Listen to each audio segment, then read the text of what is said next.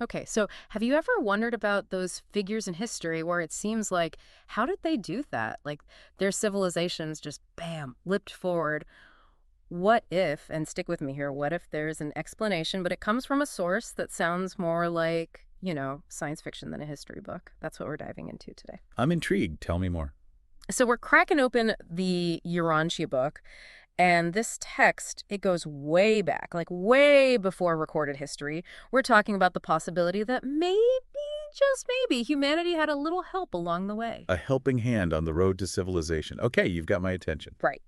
So buckle up, because we're going way back, like 500,000 years back, to meet this being called Caligastia. And he's not just some dude, he's a planetary prince. The Urantia book says he was sent to Earth from a place called Jerusalem. Now, Jerusalem is fascinating in itself. The Urantia book describes it as this kind of central hub, a major administrative center. Think of it like a cosmic capital for our little corner of the universe. So not just a random alien dropping by, this is a big deal. Exactly. This is a big deal. This is not some random Tuesday. Right. And this Caligastia, he's the real deal. Like, top-notch resume, loyal, capable, seems like the perfect candidate for the job. Seems like it. Yeah, so what went wrong? Well, spoiler alert, it did not go well. The Urantia book suggests that things went so sideways that humanity is still dealing with the fallout today. Oh, wow. Okay, so where do we even begin with something like that? Well, let's start with Caligastia's arrival. He doesn't just show up alone, does he? Oh, no, he brought friends. Well, more like colleagues. 100 of them, to be precise. 100 superhuman beings who volunteered to come with him on this mission to guide early humanity. 100 superhuman? Okay, hold on. That's a lot to unpack. What do they look like? Where do they come from? And how do you even begin to interact with humans who are, at this point, just figuring out how to use fire? It's wild, right? So the Urantia book says these 100 assistants were basically given physical bodies, and we're talking a mix of advanced technology and, get this, genetic material. Genetic material from? From a select group of humans alive at the time, descendants of, and these names are a mouthful, the Andon and Fonta lineages. So, like, they're basically avatars, but with, like, real bodies that can be seen and touched? Exactly. Not just some ethereal beings. They could walk, talk, interact with early humans directly. That is wild. Can you imagine being like an early human and you encounter these beings? They're kind of like you, but not more. I mean, how does that even compute? What does that do to your understanding of the world? And the Urantia book really digs into that. It's not just a fleeting moment of shock and awe. It suggests that this encounter really was a catalyst for some serious change in early human society. And this isn't just about, like, new gadgets and gizmos, right? We're talking social structures, spirituality, the whole shebang. The whole shebang. And according to the Urantia book, these 100 beings, led by Caligastia, they established this city. They call it Dalmatia. And this city, it becomes a model for progress, a grand social experiment. Dalmatia. I feel like I've heard that somewhere, but it's very vague. Remind me, where was this place? What made it so special? Okay, so the Urantia book puts Dalmatia in what we now call Mesopotamia, the region often called the cradle of civilization. Right, right. And it wasn't just a random location. They chose it specifically because of its fertile land, access to water, and its location was strategic. It was central to all the early human populations they were trying to, reach out to. Smart. So they're not just dropping in with the latest tech, they're thinking long-term about uplifting humanity. This is sustainable development, ancient style. Exactly. But here's the thing. We're talking about a time when humans were still figuring out hunter-gatherer life. So how do you bridge that gap? How do you go from spear throwing to, like, whatever amazing tech these superhumans brought with them? Yeah, that's a huge gap to bridge. Right. And here's where it gets interesting. The Urantia book stresses that Caligastia and his team, they were under strict orders not to just force their advanced knowledge on these early humans. That makes sense. Too much too soon can backfire spectacularly. Oh, absolutely. It's like giving a toddler a smartphone. No good can come of it. So their approach, it was more about guidance, nudging humanity in the right direction without overwhelming them. Okay, so how do you subtly nudge an entire species towards civilization? That feels like a really delicate operation, even with a team of 100 superhumans. Right. So they started by dividing themselves into 10 councils. Each council specialized in something crucial for human development. Okay, let's get into these councils. What were they focused on? What kind of impact did they have? Give me the details. So we're talking about advancements in food production, how to domesticate animals, education, art, science, health, even conflict resolution. They really did think of everything. Did they, like, invent writing?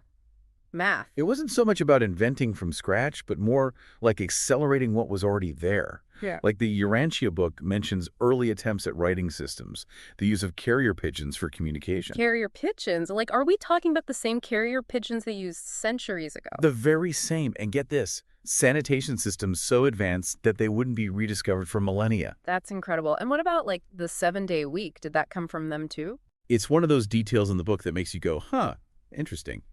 The text suggests that, yeah, maybe the 7-day week, which is so ingrained in so many cultures, actually has its roots way back in this period of, well, superhuman guidance. So maybe we have Caligastia and his team to thank for weekends. Maybe.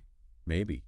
It's fascinating to think about. It really is, but it also makes you think, if they had this much of an impact, why haven't we heard more about them? Why isn't this, like, common knowledge? And that is where things get really, really interesting.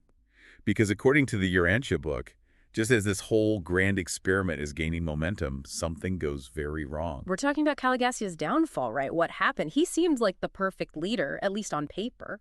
That's just it. The Urantia book paints a more complicated picture. It suggests that Caligastia, despite that stellar resume, had a fatal flaw.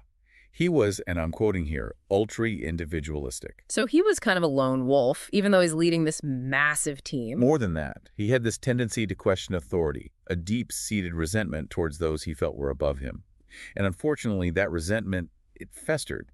It grew until it led him down a path of rebellion. Rebellion against, I mean, who or what can a planetary prince even rebel against? This is where the Urantia book gets pretty cosmic. It talks about a much larger rebellion orchestrated by this powerful being named Lucifer. He managed to sway a lot of celestial beings to his cause, and unfortunately Caligastia was one of them. Hold on, Lucifer, as in? As in, that Lucifer. But we're not talking about some horned figure with a pitchfork. This is a being of immense power, intelligence. And the Urantia book says he instigated a rebellion that sent shockwaves throughout the cosmos. Okay, so we've got a planetary prince, a city of progress, advanced knowledge being shared, and then bam, rebellion, cosmic rebellion. But how does this affect humanity? What happens to Earth? Was that the end of Dalmatia? The end of Caligastia's mission? It was definitely a turning point, a major turning point, and one we're still feeling the effects of today. But to really understand how it all unfolds, we need to pick up with what happens next. Okay, so we're back. And listener, I gotta say, after that last part, I'm even more curious to see how this all plays out. We've got this cosmic rebellion going on, a planetary prince gone rogue, what happens to Earth and humanity when the guy who's supposed to be your guy goes, yeah, I'm out. It's not a clean break, that's for sure. The Urantia book makes it clear that Caligastia is stripped of his authority, his, official title, but he's still here. He's still on Earth. So it's like that manager who got demoted but still hangs around the office, making everyone uncomfortable. Yeah, something like that. But here's the thing. It's less about him having direct control and more about the influence he still has. Think about it. Caligastia and his team, they've been working with humanity for centuries at this point. Yeah. Introducing new ideas, setting up social structures. That kind of influence. It doesn't just vanish overnight. It's like they planted all these seeds, and even if the gardeners are gone, the seeds are still growing in the direction they were pointed. Right. Right? Yeah. Exactly. It's a good thing we're talking about gardens because it fits perfectly. And to make things even more complicated, Caligastia isn't just sitting this one out. He's actively, even though his power is limited now, working to undermine the very progress he was sent to foster. Talk about a disgruntled employee. That's rough. So while all this is happening, this cosmic drama is unfolding, what's happening on Earth, are humans even aware of this rebellion? The Urantia book suggests they felt the effects, but did they understand it? Probably not. We're talking about a time when human consciousness was still evolving. Their concept of the cosmos was pretty limited. Yeah, it must have felt chaotic, even if they didn't have the words or concepts to really grasp what was happening. Exactly. And into this already messy situation, we have some new players arrive on the scene. The Constellation Fathers. Okay, who are the Constellation Fathers? Are these like the cosmic HR department coming in to clean up Caligastia's mess? Not exactly HR, but they are higher up in the chain of command. The Urantia book describes them as these beings who are responsible for entire groups of planets. They're the ones who step in when things get really out of hand. So they're dealing with a planet in crisis, a rogue planetary prince and a population that's probably pretty confused about what's going on. What do they do? Their approach is interesting. They don't just immediately replace Caligastia. Instead, they decide to, and I'm not making this up, they decide to let things play out for a bit. Wait, they just leave. They just bounce. Not completely. It's more like a cosmic timeout, I guess. Yeah. They're still observing Earth, but they allow humanity to keep developing on its own for a significant amount of time. No direct intervention. So no more superhumans guiding the way. Humans are on their own. For a while, yeah. It seems like the Constellation Fathers and whoever's above them, they recognize that what Caligastia did really threw a wrench into the whole plan. They need a new strategy for guiding human evolution, and it's back to the drawing board. I can imagine that meeting. Okay, new plan. We observe, we hope for the best. Right. But I guess when you're dealing with cosmic timescales, what's a few thousand years here or there, right? Exactly. Yeah. But this hands-off approach, it doesn't last forever. The Urantia book says that eventually there is a new plan, and it involves sending a very specific pair of beings to Earth. You're talking about Adam and Eve. Right, gotta be. It's interesting you should say that because the Urantia book has a very unique take on the whole Adam and Eve story, one that actually links back to Caligastia and his rebellion. Okay, now I need to hear this. So, we've got superhuman assistance, a cosmic rebellion, and now we're going to dig into the story of Adam and Eve. A story everyone thinks they know. How does it all connect? Okay, so we're back and ready to unpack one of the most famous stories ever told. But listener, get ready for a Urantia book twist. Because this is Adam and Eve, but not as you know it. It's funny how some stories just get so stuck in our heads. Like everyone's got some idea about Adam and Eve. Usually it's a garden, some forbidden fruit, a snake up to no good. But the Urantia book says, hold on. I'm holding on. Tell me more. Because what we think we know, it might not be the whole picture. Okay, so walk me through this. What's the traditional Adam and Eve story, and what's the Urantia book take? Okay, so traditionally, Adam and Eve, first humans, right, created by God, told to look after the Garden of Eden, and then, boom, disobedience. That's what brings sin into the world. That's the story we hear. That's separation from the divine. Right, temptation, consequences, the whole shebang. Yep, classic. Yeah. But in the Urantia book, Adam and Eve, they're not the first humans. And get this, they're not the only reason sin enters the world. Hold on, if they weren't the first humans, then who was? And what are these two doing here anyway?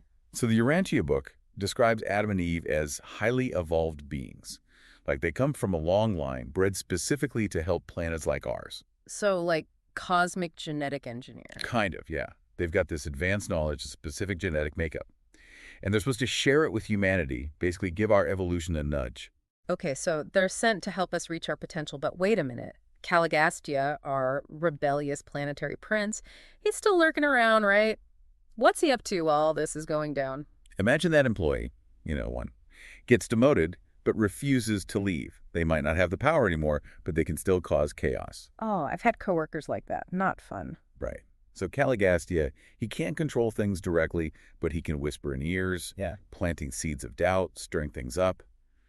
The Urantia book says he was really good at playing on human weaknesses, our fears, our desires, all that. So Adam and Eve are dealing with integrating with us, which, let's be honest, we're a lot to handle, even for superhumans. And on top of that, they've got this cosmic troublemaker trying to sabotage them.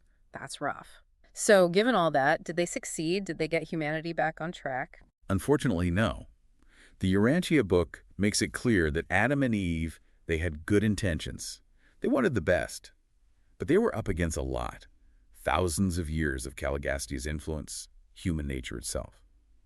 And they made choices that ultimately held them back from their mission. So they weren't perfect either, huh? Nobody is. Not even highly evolved beings from another planet. It makes you think, could anyone have pulled this off? It's like we're left wondering, what if? What if Caligastia hadn't rebelled? What if Adam and Eve had managed to complete their mission?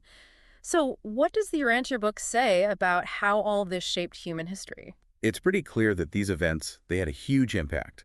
Humanity's progress, both technologically and spiritually, it slowed down. But here's the thing, and this is important. The Urantia book says we can still reach our full potential. It's just going to be a longer, tougher road than it might have been. So there's still hope. Absolutely. But we can't just wait around for a savior, a cosmic do-over. The Urantia book suggests it's on us. It's about recognizing we have the power. We make choices every day, and those choices shape our future. It's about aligning those choices with our own spiritual growth and with making the world a better place, not just for ourselves, but for everyone. That's a message that speaks to me. And it goes beyond this book, this story. It's that spark of hope, that we have the power to overcome our past, to build a better future. And listener, that's something to think about. We've covered a lot in this deep dive. A planetary prince, a lost city, rebellion, exile, and a new perspective on a very old story. And honestly, we've only scratched the surface of the Urantia book, but I hope it's giving you a lot to ponder. What resonated with you? What made you think? How does this alternative history fit into your own understanding of the universe, of humanity's place in it all? Until next time, keep exploring, keep asking those big questions, and keep diving deep.